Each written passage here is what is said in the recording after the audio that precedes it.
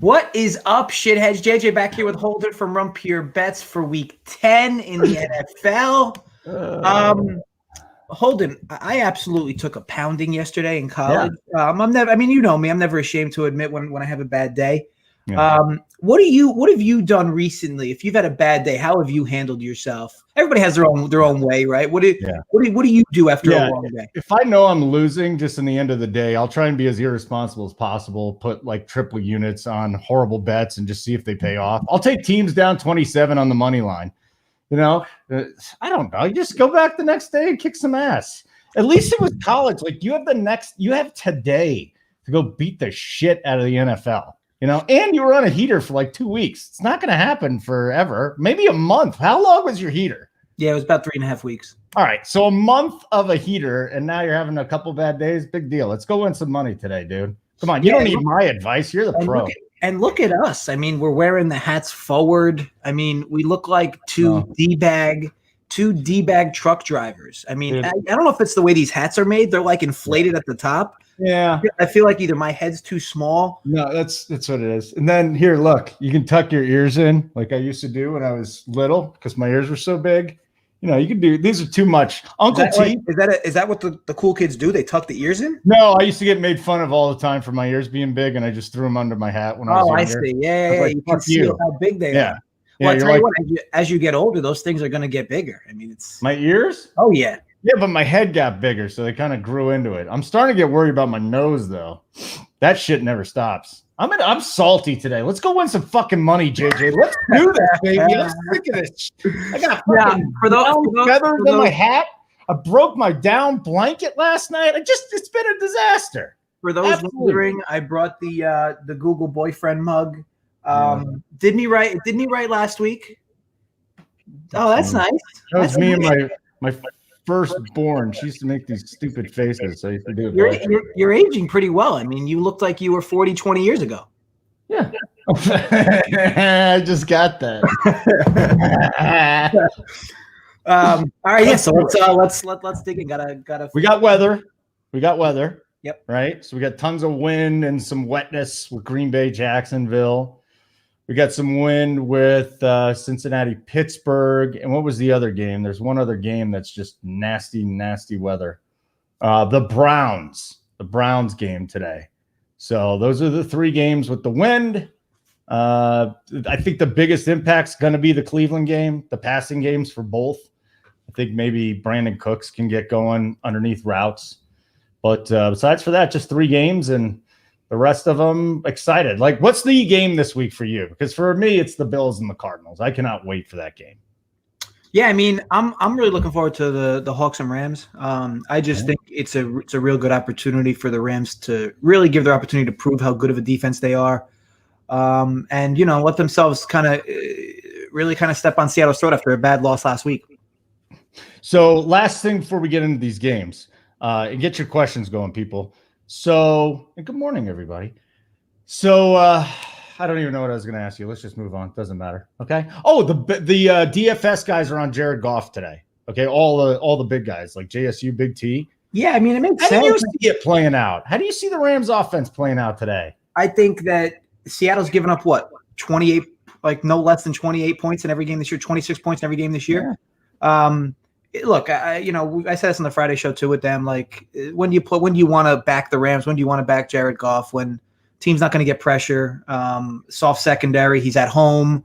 There's just a lot of boxes that get checked today for Goff. But with that said, if the Rams go heavy run for whatever reason, Goff will be sitting there handing off all game. So it's always tricky with Goff. But the price is right. He's in that low tier or lower tier priced quarterback that makes sense. So I get it.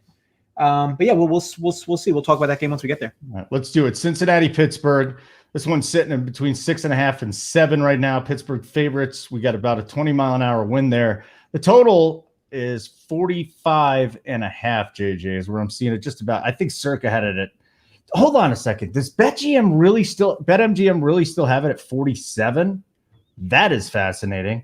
So answer me this, JJ. If it's 43.5 everywhere else, and it's 47 at BetMGM, that's going to change very quickly. Are we going to hit the under at 47? So what you're referencing is actually called chasing steam. It's where you leverage multiple books and you see one odd number at one book. They call it chasing steam, more or less because you're getting there before everyone else does. But always keep in mind that if you were to do that consistently at high stakes, that's a very good way to get limited. Just a heads up. No, I don't. And you won't. Here's the thing. If you do it once or twice or 5 times, 10 times, maybe not. But like if you're somebody that's just looking to chase steam, you're definitely going to get limited, or you can get banned from the book for that matter.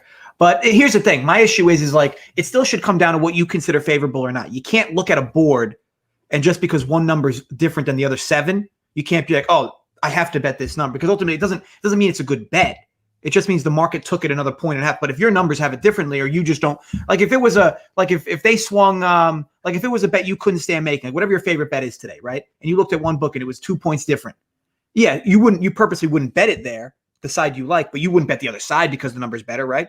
Because you love the other side. So I just think that overall, that's where the term comes from, the chasing steam. Like if you like the bet it. If you don't, I mean, there's no need to just look at the board and see one different play and feel you need to bet it. Now, if you liked the under in this game, I had a lean.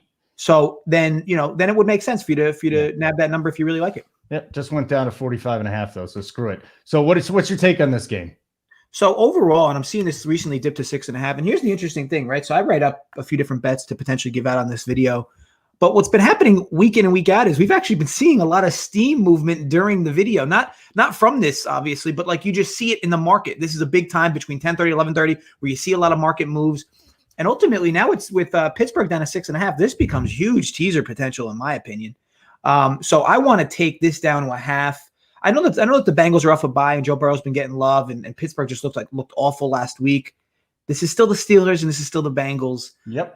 This is going to be a team. This is going to be one half of a teaser. I'm going to want to take down to a pick 'em, and then I will look to find a better number as we go through these games to pair it with. This wasn't a bet I would have anticipated giving out beforehand, but you see this number here pop up. To me, it's just a slam spot. Whoa, we're getting a pick here from JJ on the show. This is not good. This ain't on the board either, huh? Well, it's a half spread. I mean, it's a half of a 2-team teaser. I'll cap it. I'll add another half to the teaser as we go through. But ultimately, yeah, this is going to be one I want to tease down. And you might be like, oh, well, that seems like so chalky. Why would you want to tease the Steelers down? I mean, how's it? Like, here's the thing. Like, this line open. No, but I mean, I'm saying because you always get the people that like, oh, the Steelers to win. It's you take the line opens 8.5. There's some COVID news, obviously, relative to Roethlisberger and Pittsburgh, and now the market moves it to 6.5 because Cincinnati is a popular play. So ultimately, let the market move it through 7 to 6.5, and then tease it right down to a half. It's just at the end of the day, it's all about betting good numbers. To me, it's a slam spot. All right, want to say hi to everybody. What's up? What up, spread? No, I'm not going to tell you the girl story today. JJ heard it. It was a good one. I'll give it to you tomorrow night on the free show. It's raunchy. Okay, it's raunchy spread. It's very raunchy spread. I don't think you would have had the guts to do it. Benjamin, what up? Cheese, what up? Bills fan, Yego, score the car. No, Socrathar? What the hell name is that? Socrathar. Yeah, Socrathar. Hi, Socrathar. He did not get a haircut. You didn't get a haircut, did you? You wouldn't wear a hat. I did. No, last Thursday. Yeah, last Thursday. It's been a while. Kirk Gray, what up? Benjamin, Gerardo, please. Best pie eater. I don't know about that, best pie eater. You might be number 2 behind me. So we got the Washington-Detroit game today. So this game's off the books at DraftKings and BetMGM right now. I didn't even see the lines. 46 is the total. Detroit 3-point favorites here, JJ. So interesting approach here, right? I don't have any side that I specifically like in this game, but I'll give you some perspectives. If you're going to bet Detroit in this game, or you want to bet Detroit in this game, you need to realize that you are betting a very bad head coach laying points. Now, granted, sure, Washington isn't good by any means. They do get good pass rush, as we know, right? Definitely a top 5 D line in football. And here's the thing, right? So the Lions have had so many inconsistencies offensively. Last week was a complete enigma. And now they think you have to lay 3, and this might actually end up coming. It could come down to 2.5 in the next hour or so. But either way, like you have to kind of like what you saw at Alex Smith last week, and still obviously not like what you saw at Alex Smith last week, right? Silver lining, he throws for 350 yards. Okay. What was the bad and the ugly though? 3 interceptions. But he did kind of begin to storm semi of a comeback last week. Interested to see how he plays. And ultimately, look, anybody can really throw on Detroit, or actually anybody can do almost anything they want against that Detroit defense in reality. So overall, I think this game, like if you want to bet Washington, just realize like you're going to be tilted. Like Washington's not going to blow Detroit out today. So like you're constantly going to be sweating this game. I just feel like there's a lot of good games on the board. I don't know why you'd want to target this one in particular. Don't have any value here on either side or the total, but good luck if you end up betting anything. The interesting thing with Smith is he built his career on not turning the ball over, being captain check down. And last week just didn't work out for him. So see if he has a better outing. I actually like the Washington offense a little bit, JJ. And then I saw Joey Work post his play. I don't mind them scoring 3 touchdowns this week. I think it's completely in the realm of possibility between McLaurin, maybe their defense putting them in a good spot. I actually don't mind that team total at all. Yeah, here's the thing. At the end of the day, it's still a relatively bad offense. So I think overall, in every way, there's a lot of sweat that could come from this game regardless. But, look, teams have been doing what they want against Detroit, so I don't mind it. Yeah, Joey, horrible bet, dude. You just heard JJ said it. He said you're an idiot. This is a horrible thing that you're doing here. He really didn't say that. So Houston visiting Cleveland. This is the game. Like 28-mile-an-hour winds, gusting in the mid to upper 40s today. So we got Cleveland. This line moved from 2.5 to 4 today. I'm seeing it at 4.5 too. And then the totals between 44.5 and 46. I mean, it's really 45.5 and 46. This game is going to be a tough one to handicap in my book, JJ. Do you have a lean here? Yeah, so it's tough to like Cleveland laying the 4.5 here, but here's ultimately why this line moved. So when you talk about heavy winds, right, and Cleveland just played at this stadium in these heavy type winds. So you get number one, you got to give them the advantage that they've already played in weather like this very recently at their own home stadium. Number two, Houston. What they've done really well the last few weeks is what? Move the ball downfield. They don't have any essence of a run game, and now they lose David Johnson, who was cheeks anyway. But like, think about now you're getting who? Duke Johnson running between the tackles. If you didn't like David Johnson between the tackles, you certainly won't like him. So, a team like Houston that's been so one-dimensional in terms of how well they've been able to pass the ball downfield, now isn't going to be able to do that with the win. Now, Nick Chubb coming off IR will be able to spell Hunt a bit, right? Mm-hmm. Which does make a difference. I think Chubb is the number one. Forget about spell. Well, you could say spell. But Hunt will spell Chubb now. I guess what I meant. Yes, I think they'll have a nice one today. They're going to run all over these dudes. Yeah, so you would have, and that's ultimately why this line's moving, right? The assumption is bad weather. Give me the team that runs better. Give me the team that plays better defense, and that's ultimately why you have the line at what it is. But either way, like at this current line, like how could you feel good laying 4.5 with Cleveland? I think ultimately it would make sense. Like gun to my head, I would lay the 4.5 with Cleveland. And then as far as the total goes, this goes back to what I was saying, Holden, where like you remember if they're considering this weather worse than what it was 2 weeks ago in terms of the wind, then this is just a smash spot on the under. Now, I know that you're not getting the best number by any means, but like those teams 2 weeks ago couldn't move the ball at all. And Vegas is a much better offense than Houston. So when I look at a total here at 45, yeah, sure, you didn't get the best number by any means. You lost it by 10 points. But how could you bet this over knowing what happened here 2 weeks ago? Either way, not a spot I'm going to want any part of. But should be a decent game to watch in terms of how well the wind trick, ends up being an issue for both teams. Yeah, we had sleet that last game against the Raiders, but I don't think that's a big difference today. Baker Mayfield just that's the big problem is that you get Baker in third and long, so he just makes mistakes that very few quarterbacks make. Yeah, and then the total, his passing yards, when it opened, I got it at 219. Then I got back into 209, and now it's sitting there like, I think you'd still get around 209, but that to me is a nice prop right there. I haven't really talked about it this week. Baker Mayfield under. I mean, he struggles to get to 209 yards. I think in 5 or 8 games, he hasn't even gotten there. It's like now we got weather. And today's not going to be the day you would think they're just. I mean, look, the way he gets over is they literally throw like a 10-yard slant that gets taken to the house twice, like that. That's or a screen from Chubb or Hunt that's got to get taken. Yeah, it's possible, but not probable. Jacksonville, Green Bay, wet, super duper windy. Although Aaron Rodgers didn't give a damn about the win the last time he had that win, but he's got Jacksonville today, 14-point spread. Total is 47.5, JJ.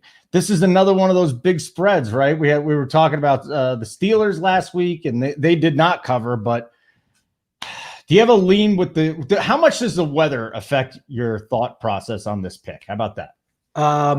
It makes me like Green Bay more. Now, this is never a spot where I'm going to want to lay points like this in any NFL game. So I don't love Green Bay, but it does make me like them more, specifically because Lutton last week was really moving the ball downfield. Like, sure, he was making some mistakes, but he was really taking shots downfield. Got a big arm. He's a big kid, right? 6'6", whatever he is, 230, 240. He's definitely going to take his shots downfield. And the wind is going to impact. Like, the wind has to impact this kid throwing the deep ball today. And look, well, what do we see from Rodgers, right? I mean, Rodgers can typically cut through wind anyway, but, he loves to target Devontae Adams 15, 20 yards downfield. He doesn't – the shots he takes are to Valdez-Scantling, and Valdez-Scantling sucks anyway. So, ultimately, you get Aaron Jones back. This team's probably going to leverage the ground game really well, and you can run on Jacksonville. Pretty much every team's done it. And then you just leverage play action to find Adams 15, 20 yards downfield. It's been a recipe or a script they've done all year. Why would that not happen today? Now, again, will they cover the big number? That's the biggest issue with numbers like this, right? Teams have no incentive to want to win games by this many points. Of course, you want to keep scoring, to give yourself the best chance of winning. But if it's a 10-point game late, where's the incentive for Green Bay to score another touchdown to get you over that hump? And then, of course, Jacksonville's always going to try to be coming back, right, for the potential backdoor. Either way, though, wind severely should hurt Jacksonville more than Green Bay. So I think if you're going to cap this game, I know it's a big number, and I know it might make sense to back Jacksonville at the big number. But again, you got to punch this kid in for about two turnovers today. And Green Bay shouldn't struggle too much with this win. It would be some head-scratching mistakes from Rodgers, which he's only done once all year, and that was against Tampa Bay, a much better defense. So that would be why I would lean Green Bay. I mean, you talked about earlier how you were going to tease maybe the Steelers down. Would you bother going from 14 to 8, though? Does that even make sense going to 8? No, in NFL, and I always tell this to people, like, first of all, you never want to tease totals. Like, that's just ridiculous. Like, I know that some people might say, oh, well, teasing totals is 1x. No, like, you don't tease totals. Like, you just don't do it. Where you tease in NFL is you tease right to land on key numbers consistently, right through the 3 and the 7, right from 6 to 0, 6.5 to half, right from 4.5 to 10.5. Just do that consistently. And then at least at minimum, you're taking away the extra edge the book has on teasers, because people are like, oh, teasers are sucker bets. Yeah, they're sucker bets if you're taking a number like 27.5 to 34.5. If a team is plus 27.5 and you're taking that to plus 33.5, yeah, it's a sucker bet. Like, don't do it. But if you're consistently landing teasers on key numbers and just avoiding totals entirely, and I had this conversation in Discord too, Holden, not to get too far off track, but you typically never want to tease spreads over 17, like past 17. And what I mean is, like, for instance, today, you wouldn't want to take Jacksonville from 14.5 to 20.5. The main reason for that is if a team is down 20.5 late in a game, they're going to stop kicking field goals, which means you need a touchdown to backdoor it to win it, if it came down to it. And plus, there's the idea that the offense might take their starters out late. You just never want to tease numbers. I like to cap it at 17. I'm never going to tease a number past 17.5. And ultimately, that's where you continue to keep your edges and teasers as much as you possibly can. But with that said, this game, I wouldn't want to tease any side of it. Just wanted to give you a little insight on teasers. Yeah, I just brought up for Gerardo, as he said 13.5 down to 7. So the only issue with that, Gerardo, is if it lands on 7, you push your entire teaser. So, and 7's arguably the biggest key number in the NFL. Now, you could do it, but you could get the other side of your teaser right. I just never like to land on key numbers with teasers. I think you could alternate spread it in legal markets, okay, because it's so easy to do, specifically on DraftKings. Like, I'm sure you could take 13.5 to 6.5 for Green Bay, probably for 255, 265, and then pair that with another 6-point teaser somewhere else, and the 2-team money line parlay will probably pay like minus 105. So just something to consider. It's not bad. Martin Riggs bringing some good analysis. If anybody in the chat brings good analysis, then I think we should invite him on the show. Mayfield is dog shit. That is fast. That is good analysis. That's the type of analysis I come here for. Yeah, I mean, we should just start saying that. Dog shit. Very good. All right, Baker Mayfield. Anyways, that's the Jacksonville Green Bay game. Still got a couple of 1 o'clock games again. We got 5 1 o'clocks and 6 4 o'clocks. Philly at the Giants. Oh man, I like this thing when it was. I think it never got down to 3, did it? It was 3.5, and now it got pushed up to 4.5. DraftKings had it at 5, JJ. Total here is 44.5. Weather should be fine. Here's the interesting thing about Philadelphia going on the road here. They're getting Alshon Jeffrey back. They're getting an offensive lineman back. They're getting a couple of defensive pieces back. They're getting Miles Sanders back. So Wentz is totally going to shit the bed today, right? Because everything is going his way. Yeah, I don't have any specific in this game, but I will, give you both sides perspectives here. For Philly, on the surface, seems like a real smash spot, right? You get everybody back. Wentz finally has his weapons. Okay, here's my problem with Philly. It's a team I've been following pretty well for the last 3 years. The misses, it's her favorite team, so I get to watch every of this dumbass team's games.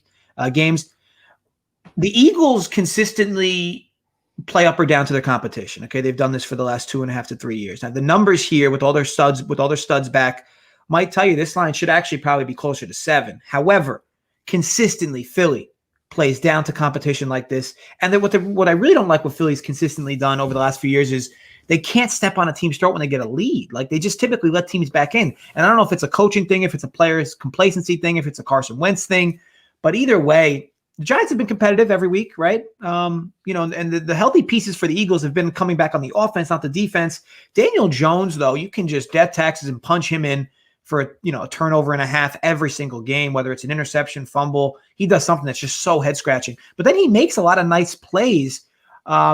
Overall, like if you want to talk about number value, believe it or not, at 4.5, there's actually still probably number value on Philly. The issue I have, though, and why I can't bet Philly is because they're just a team that just gives up. I mean, they just don't close out games the way they're supposed to against bad teams. We saw it week 1 against Washington, right? They go up 17-0. You're like, oh, wow, Washington is as bad as we thought, and Philly's looking, real good to start.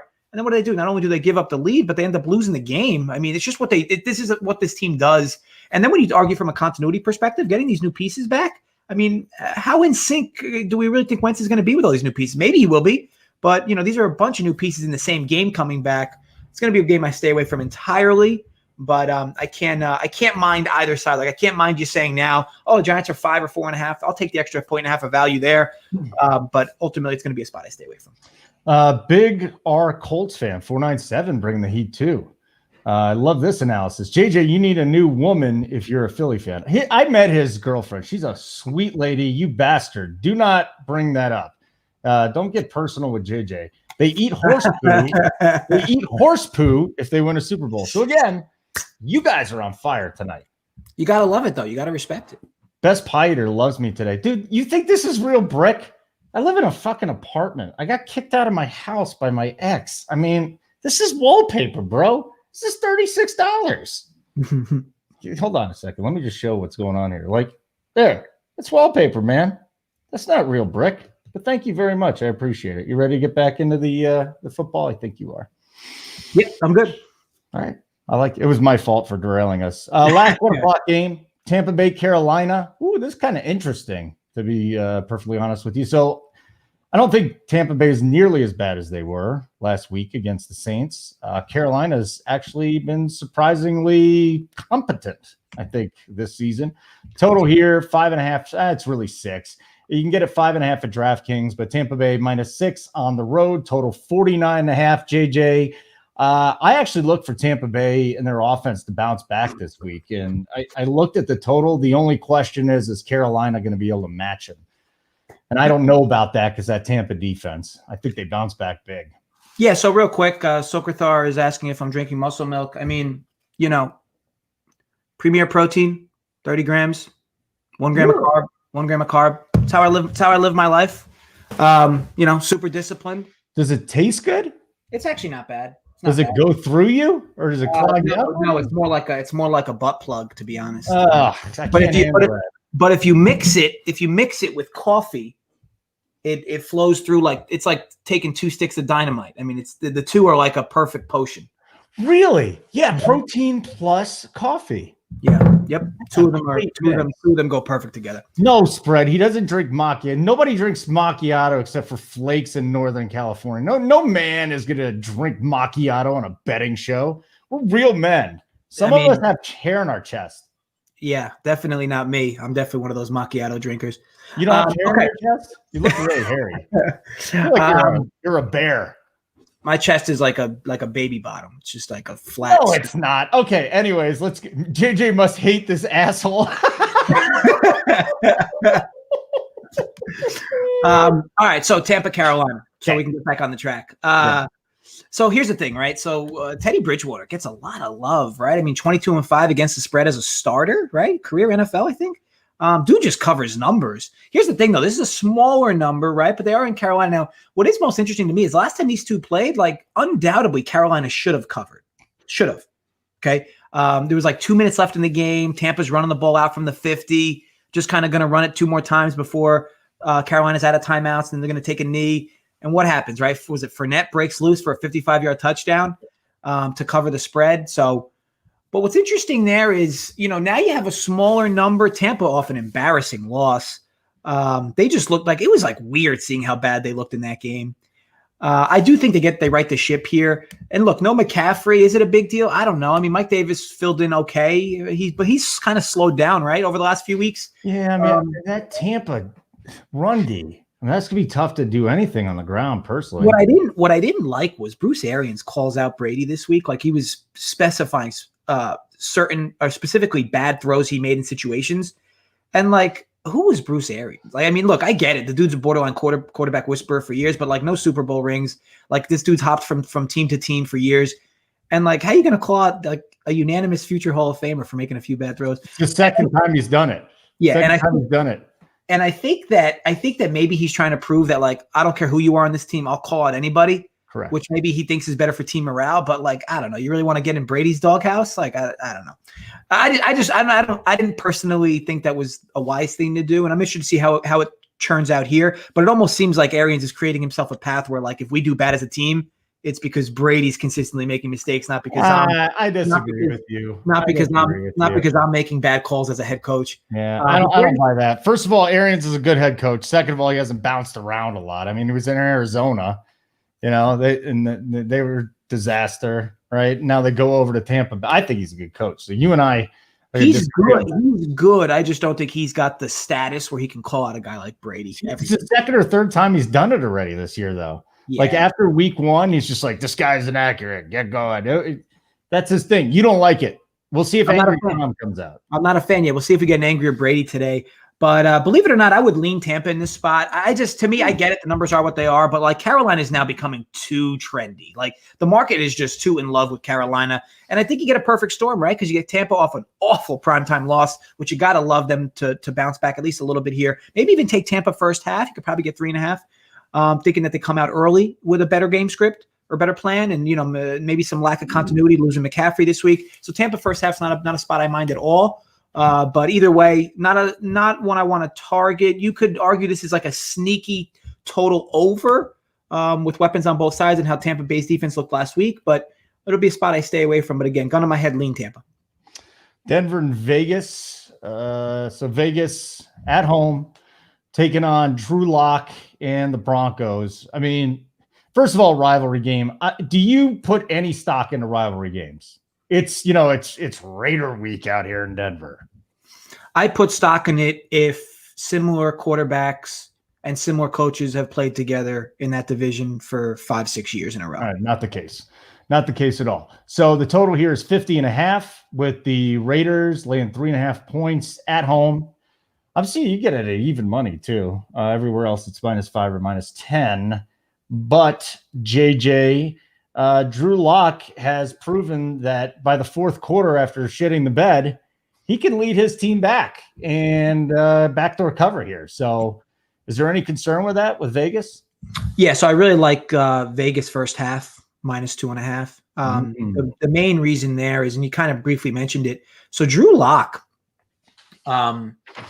what's been most interesting about him is this dude's sleepwalking through the first 3 quarters of every NFL game he's been in this year. And then just kind of comes alive. He starts dancing against prevent defenses and, has a miraculous win or a few miraculous wins late. But look, what I do know is the Raiders are more potent offensively. And especially early, like they're potent against everybody. Now, look, you could get another situation where the Raiders blow a late lead or let this team come back late. But I know that I've been getting a better Raiders team offensively to start games. And I know the Broncos haven't been very good to start games. So for me, it almost becomes a borderline smash spot. Raiders underneath the 3 at 2.5. Definite strong lean for me. But other than that, look, if you're betting Denver, I don't know. You got to be just looking at box scores because, like, if you've watched this team play, they haven't played well in the first half and the first 3 quarters of their last few games. So, I think, you look at box scores, this team looks like they've been competitive, but it's really been a lot of late game heroics. So either way, I would definitely strong lead Raiders first half. All right, very good. I think I might go to the window with that then, because it seems like you really, really like that. I like it. It's a bet that makes a lot of sense, and I'm hoping I could slide. I'm hoping that could slide down. The game could slide down to 3, and then I can get that underneath the 3 at 2.5. Buffalo and Arizona. This is the game, man. I mean, I hate betting totals. They're 55.5, but there's a game that's going to hit it today. How is it not this one? Like, how is Buffalo with that Civ defense, that Civ-like defense, stopping Kyler? Plus Drake and Edmonds in the backfield. And then on the Buffalo side, Josh Allen had 3 subpar games. He blew up last week, and I know people are hesitant. Oh, Josh Allen, he wasn't as good, but this is a spot for him. This is a perfect spot. Like, you're going to have to put up points. They can do it. They got John Brown and Stephon Diggs. They don't run very much. Josh Allen's going to have to run today. How uncomfortable is this total at 55 and 56.5 now with Arizona laying 2.5 at home? Yeah, I think it's tough not to, like, I don't know how people are going to the window and betting this game under. Now, not to say it can't hit, of course it could, but I mean, when you talk about 2 teams that really can't stop each other, you'd have to have some weird things happen for this not to play into the high 20s, right? Like 28-28, which will get you over, or even like 30-28, 31-28, just because we know what we get from these teams, right? And with John Brown, Josh Allen's able to move the ball a lot more downfield. He looked a lot better last week. Now, granted, it was against Seattle, but Arizona's really not much better defensively. And Arizona, who really struggled to get the run game going last week, they should be able to run the ball against Buffalo, who's been so bad against it. And they should really struggle to stop Murray. Either way, I would lean the over at this number. Even though it's big, I would still lean it over. But again, here's the problem, right? This game could shoot out and you still lose. 28-27, you lose. So that's why it's always tough with these bigger numbers for totals betting over. But either way, definitely a few slight points in favor of that. Despite the high number, I would definitely lean over the 56.5, 55.5, 55.5, 56. Yeah, definitely lean over. Yeah. Is that something you would consider betting though? Yeah, I mean, it's a lean. I would prefer to do it live. Okay. To be honest. But yeah. That's all. All right. So live. Joey comes in. He's like, hey, look at the 2 D-bags with the matching hats. Oh, fuck you, Joey. I'm not in the mood for this today, Joey. Okay. You make fun of me when I wear a hat, when I wear it backwards. Let's just hope Washington covers their team total today. All right, Joey? You worry about your stuff and I'll worry about mine. I actually love Joey work, and I'm happy he's betting some of this stuff. Just real quick, Stephen Huey goes, damn, I missed the boat on the Ingram receptions. Yeah. It's at 180. Don't even. I put it on the sheet, but 3.5. It was like minus 110 or 115. Now it's at 180. That was stealing. Yeah, just don't do it. Don't bother hopping on that. And the other one that I had was Mayfield at 219 or even 209. That's down to 199. I mean, you can't. I'm not betting just in case. What if he dumps it off the Hunt goes 75 yards and then he's got to get another 125? I don't know about that. I'm not feeling it right now. Seattle and the Rams. So does Russell Wilson still go bananas? The total here, 54.5, and it is the Rams minus 2.5 at home. This is kind of popular play around the Run Pure team, not only on the bet side, the sports side too. A lot of people on the Rams this week, JJ. Yeah, so it's a really good proving game for the Rams. And I think they probably come through. Here's what I think though. I think that overall, doesn't it seem like the last few weeks, like Russell Wilson is almost like a magician running out of tricks. Like he can do a lot, of course, but like the defense is just really putting him in a lot of tough situations, which is making him kind of like try to make plays when he shouldn't. So he's starting to throw interceptions, which he wasn't doing earlier in the year. this team, Seattle's very easy for Seattle to play from ahead because they can take more shots downfield with less risk because ultimately teams are going to probably load up the box a little more, stop the run. But now this team's missing running backs. Like there's just a lot of lack of continuity on this team. They got Jamal Adams back last week, but that really didn't help. They still got no pressure. And if you get no pressure on Goff, he's probably going to be able to find holes downfield, especially to his big receivers. But here's the thing. Like this is another total where it's like, how does this game not shoot out? If you truly think the Rams are going to keep scoring against Seattle, like Seattle's been scoring against everybody all year. So like, I know that the Rams have a sneaky elite defense. But look, if is Carson going to be back? Do we have any news on Carson? I consider that pretty bad. No, it's DJ Dallas again. And, Alex Collins and garbage like that. Oh my God. They called him up again. Yeah. So it's tough to love this team that's so one-dimensional against a team in the Rams that can rush for and get consistent pressure. So, yeah, you have to like the Rams in this spot, I would think. Now, look, of course, whenever you bet against Russell Wilson and the spread's small, like if I told you this in the fourth quarter is a 3-point game, or in the fourth quarter it's a tie game, what team would you rather have? Seattle. Yeah, right? So if you think this game's going to play close, you probably should bet Seattle. If you think the Rams can get a bigger lead and hold it throughout, then you're going to like the Rams. But regardless, yeah, it's tough to like what you've seen from Seattle's defense. And maybe even like if you like Seattle, maybe just bet the over because the Rams are going to have to score. Like the Rams are going to score against his defense. But either way, it should be a fun game to watch. Probably one of the most fun to watch of the week. Yeah, Goff's never really torn this team up. He had 395 against them last year. But this is a different defense for Seattle. So, man, it's tough. I look at Jared Goff and I cringe. And then you got to remember, don't use your bias about a player. He has a great matchup. He's got really good weapons. The problem is that the Rams are still, to me, like a run-first team. But I don't know. I'm with you. This is scoring. Scott Mack, yes, Chubb is back. I don't know if you were alluding to me saying Hunt's still going to be very involved in this game plan, though, especially with the weather, man. Hunt's going to be out there, buddy. Oh, boy. Here we go. Last game, 2 games to get to. San Francisco, New Orleans. What are we doing here with it?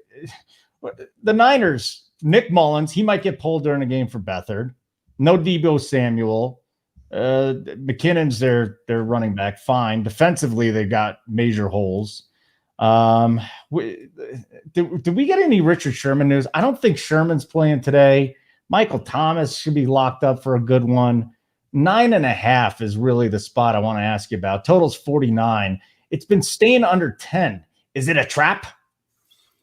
I don't think it's a trap because this line already moved off of what it opened at about 2 or 3 points. But I do think it's a specific scenario where you're going to have your more or less, and I don't like to talk about this often because most of it's buzzwordy anyway, but this is your basically pro versus Joe type game. I think all your quote unquote pros are betting San Fran plus 9.5, and all your Joes are going to lay the 9.5 with the Saints. And here's the logic. So with the Saints, you're more or less buying very high on them, right? They come off a big primetime win. And now you're laying double digits against San Fran, who's dealing with some injuries. This is also considering that you truly believe that Nick Mullins is a drop-off from Jimmy G. Not you specifically, Holden, but people. I don't. I've watched Jimmy G play all this entire year. He's terrible. Now, I don't know what if it's something he's doing this year that's different than others. Not that he's ever been a great quarterback anyway, but he's just consistently inaccurate. Like the only passes he's completing are play action screens. Like ultimately, that's what he's completing. The rest of it's all just smoke and mirrors.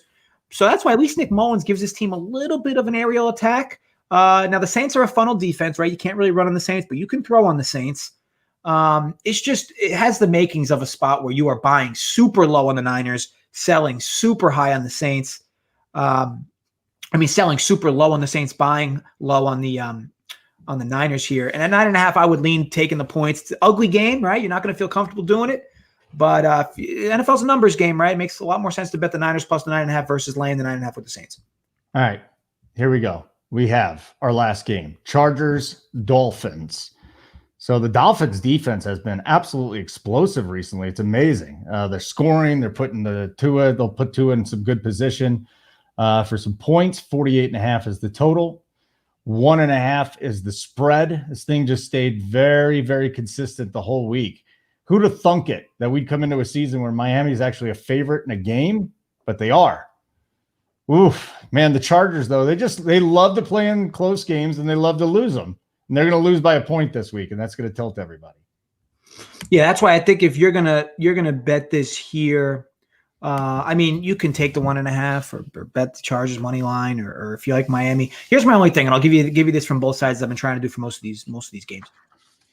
If you like the Dolphins, my biggest issue is last week. What was the big narrative coming into the week, Holden? Tua sucks. He can't throw. He's terrible. And what does he do, right? He finds life in a bunch of plays. Look, he didn't look like, John Elway last week, but there was multiple plays where the plays broke down and he looks like he's about to get sacked and he spins around and run, and he more or less shows off his mobility. Plays really well, gets the ball downfield. Doesn't exactly like wow you on any play. Like no play you're like, oh my God, that was amazing. But at the end of the day, just grinding out first downs and moving the ball consistently downfield in a shootout. His defense wasn't there for him last week. Now, sure, there was the early fumble that got recovered by Miami, and they scored quick. But look, they proved they can win a shootout. Their defense has been above average recently, outside of last game. But here's the reason why I think people, if you're going to think about betting this game, why you should think about betting the Chargers more than the Dolphins. This is a market overreaction, okay? The Chargers consistently have lost late games, okay, with Anthony Lynn as their head coach. And I don't know how that dude still has a job. Okay, I feel like I say this every week. He's arguably the worst coach in the NFL. This team has blown 2 leads. Are they the team that's been up 17-0 3 times this year? Every game, JJ. If you're a Chargers fan, if you're one of the 8 Chargers fans, you probably already bailed anyways and just moved to the Rams. But my God, every game they just lose in heartbreaking fashion. How do you call a play for your second string tight end when you got freaking Keenan Allen on the final play? A fade to your second tight end? Come on, Anthony Lynn. Let's get going. Yeah, so there's a lot of head scratching that consistently go on. I will say, though, from a week-to-week basis, which, look, at the end of the day, the NFL is a week-to-week league in terms of how the market reacts and people's perceptions change. Tua has a good game against a spotty Arizona defense, and literally the market went from Tua can't throw to now, wow, Tua's decent offensively, and I think Miami wins this game. Overall, you're getting a market overreaction on both sides, a perfect storm, if you will. That's why I would lean the Chargers. All right. Any questions, guys? We'll try and get to them real quick. Before that, though, I have some prize picks. Fun stuff. Okay, let's do it. I want to hear it. All right. So this week, going to do a two-player power play and a 2-player and a 3-player power play. So I stopped doing the flex play just because I don't think the numbers make sense for it. But the power plays do still make sense. A 2-player power and a 3-player power play. So my 2 favorites for the 2-player are going to be Deshaun Watson underneath 23. I think it goes without saying that, like, for him to get over this, he'd literally probably have to run for like 80 yards and find his way into the end zone rushing, which I'll take the under on both of them things happening. So ultimately 23 is a fat number for a game that's going to have just ridiculously crazy wins. And my other play, hold on, because I know these are on 2 different screens. So one play you have to go to the quarterback. But if you scroll over back to the NFL, where's the other play? Oh, Michael Thomas over 16.9. For me, this is like stealing. Because here's the thing. He got back in the offense. They had a huge lead last week. Okay. This dude still is a guy that gets overly targeted by Drew Brees. I love this call. So I think that at 16.9, that is a number. First of all, when Michael Thomas is in form, this number weekly on Prize Picks is going to be 23-24 weekly. Okay. You're getting a soft number here. This dude's going to play almost every snap. And it just makes a lot of sense. And he's game script independent. It doesn't matter. We've seen this team last year when they're up 20, up 30. They still throw him the ball. It doesn't matter. Last week, I think they were happy to get him involved. They had a big lead late. They took starters out in the 4th quarter. Either way, good number here with Michael Thomas, 16.9 over. Deshaun Watson under the number of 23. And in the 3-player, I'm going to add Carson Wentz underneath 20. I think 20 is a big number for Wentz. Think about what he has to do to get there, because he doesn't really run a whole lot against teams that don't get good pass rush, and the Giants don't. So if we argue he's going to get no more than like 25, 30 rushing yards, okay, so that's 3 points. He's going to have to do the rest with his arm, where he'd more or less have to throw a lot more. And do realize they're getting Miles Sanders back this week, and they love to run him. And there's definitely holes in that Giants front 7 to run against. So ultimately, I just think it's a big number, too big. I like those 3 specifically. And for a best bet, since I never like to force teasers. Like if I see a teaser late, maybe I'll post it for our guys. But there's nothing I really like. Like you could argue taking the Giants to 11 with the Steelers. I don't love that though. So here's the thing. my favorite bet is definitely Raiders first half -2.5. It just matters where you get it. I would assume you could get it at most spots at 2.5. I'm just trying to see. Holden, you got any books up by you? Up? Yeah, let me get this on BetMGM. I just played my bet because all of my player props are dead now because I got in too early and the numbers are bad. So it's a little bit of a humble brag. Okay, here we go. Yes, I'm seeing Raiders -2.5, -110 first half DraftKings. To me, that's lock and load. You might get 2.5 on BetMGM too. It's everywhere. So Raiders first half -2.5 versus Broncos. Yeah. That's my best bet. Now I know that again, I couldn't find another leg for the teaser. I'm never going to force that for you guys, but that'll be my best bet. And then Holden, what's your best bet? Actually, you know what? MGM has it at 3.5 for the first half. Yeah, I'm not bothering with that. Don't do it. Yeah, don't do Raiders 3.5, 2.5. So Engram too late, Mayfield too late. You can go Nick Chubb if the number is under 74. You can go Aaron Jones in the upper 60s. I just laid a bet down on John Brown though, over 46.5. This to me is, again, this is my most exciting game of the day. There's going to be a shootout. He's gone way over that total in 3 of the 4 games where he's actually seen at least 5 targets. I don't understand. And as far as play action goes, we're going to see a lot of that. I think that adds to your yardage total. There's a study that came out this week that I was reading a little bit about it. Guys, receivers on the end of play action, if they're big on that, they go over total. So John Brown, over 46.5. I like that. He looked so healthy last week, and that's been the big difference for him. Oh, yeah. For Allen. For Allen's success is when he's healthy. Yeah, I don't mind that at all. There was no second half of JJ's teaser because he's going Raiders first half -2.5. Yeah, so Jake, that was the thing. I don't want to force it. There was really nothing I like. And again, I always for me, it's always about teasing through key numbers. I'm not going to force it on you guys. If I don't like a bet, I'm not gonna make it. Where'd you make the bet again? DraftKings 2.5 first half. DK, beautiful. Hopefully you didn't move the line on me. And again, for Prize Picks, guys, sign up. Like it's super awesome. Obviously, the plays have been doing really well, for sure. And look, over the course of time, I truly feel that market's so beatable on their website for the player points and just going over or under consistently. So I gave you the 3 today: Thomas, Watson in a 2-team power, and then Thomas, Watson, Wentz in the 3-team power. Sign up over there, prizepicks.com, promo code PURE, PURE, for $100 deposit bonus match up to $100. It's free money, folks. And real quick, before we go, because I got to run and do the DFS side. Real quick answers. Thoughts on the Chargers 24 Miami first half? Over 24 Miami and the Chargers. Steven wants to know. Yeah, I would lean that over, Steven, versus under. I do think that those are 2 teams that have much better offenses than defenses. You could definitely make the argument total should be actually higher. So I got that a feo points off. I would lean the over there for sure. Kirk wants to know if you got any thoughts on the Raiders over 51. So here's my big issue with the Raiders over. For that to get there, you almost need a perfect game script. And what I mean by that is like the Raiders would have to get a big lead and then they just go into like a preview, because I just don't like what I've seen from Denver. Now, Denver could come out and guns blazing and score or get some turnovers and score that way.